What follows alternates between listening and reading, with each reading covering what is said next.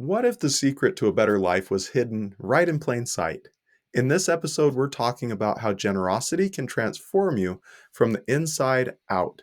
Discover why the most respected and admired people are givers, and how adopting a giving mindset can make you healthier, happier, and more fulfilled in every area of life. Welcome to Small Business Big Visibility, the podcast empowering you, adventurous small business owners, to attract your ideal customers and boost your revenue. I'm your host, Jason McKenzie.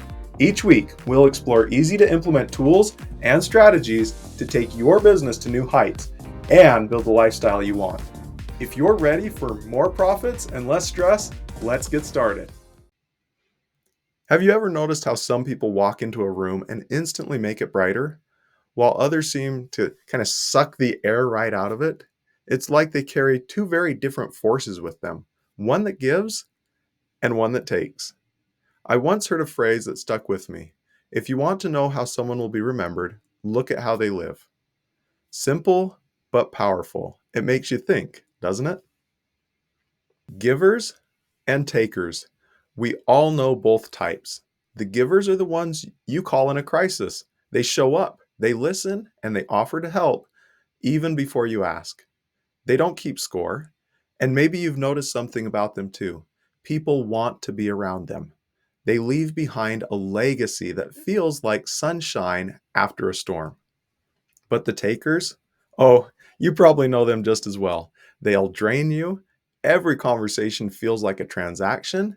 Every favor feels like a loan with some hidden interest. Takers are always hungry, always reaching, and always wanting more. And when they leave behind something too, a trail of broken relationships, shattered trust, and people who now know better than to trust so easily. I want you to think about this on a larger scale. Who are the people we as a society celebrate? Names like Mother Teresa, Nelson Mandela, Gandhi, and even Jesus Christ come to mind. What did they all have in common?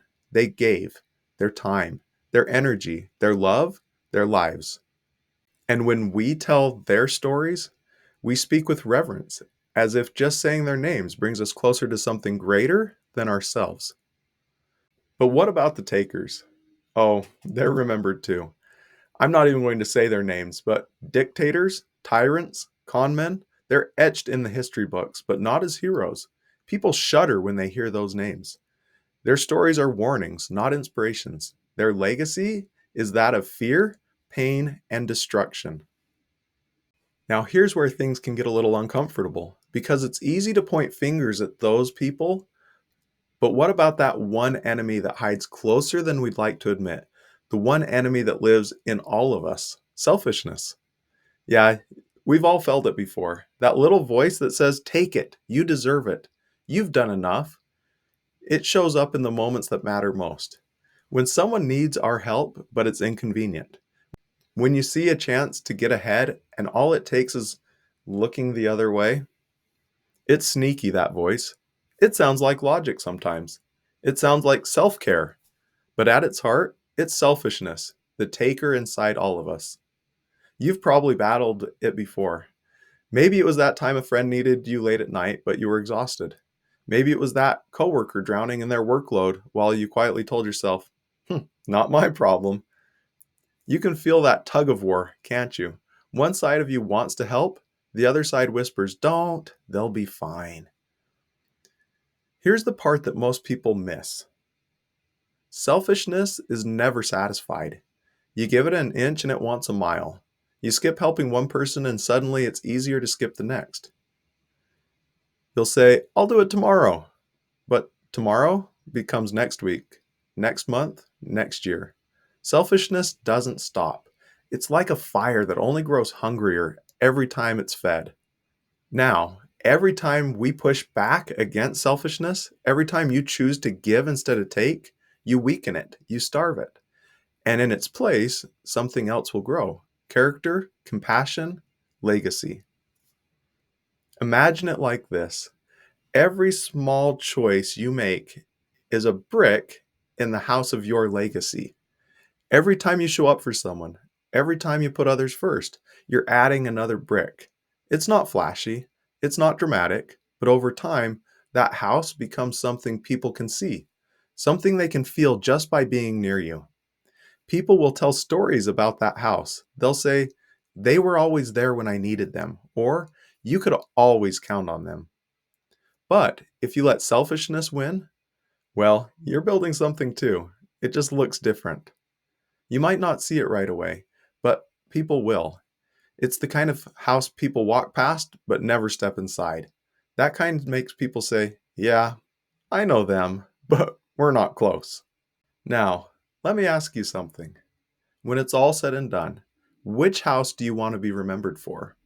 The one that stood tall, built on selflessness and service, or the one that people avoided, where the echoes of me first still linger in the air? If you think about it, you already know the answer. And maybe you're already on that path, building the kind of legacy people remember with warmth. But if you're not, it's never too late to start. Every day, every moment, you face a choice: to give or to take, to lift or to drain. Here's the truth: being a giver makes you happier, healthier, and more fulfilled. It's not just good for you, it's good for the people around you too. That ripple effect of your generosity will reach places you'll never see. So, the question I'd like to leave with you today is simple but powerful. When it's all said and done, will you be known as someone who gave more than you took? Now, you might be thinking, hey, Jason, I'm stretched thin right now. How can I give more? And I get it. Life is busy. But what I want you to realize is giving always doesn't mean big, sweeping acts. Most of the time, it should be small. You can give your attention. You can give your encouragement. You can give your time. And sometimes it just takes giving a smile. You don't have to have a ton of money or free hours in a day to be a giver. It starts with small, intentional choices. Remember, it's not about how much you give, it's about the heart that's behind it. When people tell the story of your life, will they say you gave more than you took, or that you took more than you gave? This week, I challenge you to do one intentional act of giving, just one. It could be a compliment, it could be a gift, letting someone go in front of you at checkout line, 15 minutes of your undivided attention, maybe a smile. There doesn't have to be any fanfare, no reward, just give. If you do, I guarantee you'll feel a little something shifting inside you. Until next time, keep giving, stay focused on what matters, and watch your life and business thrive.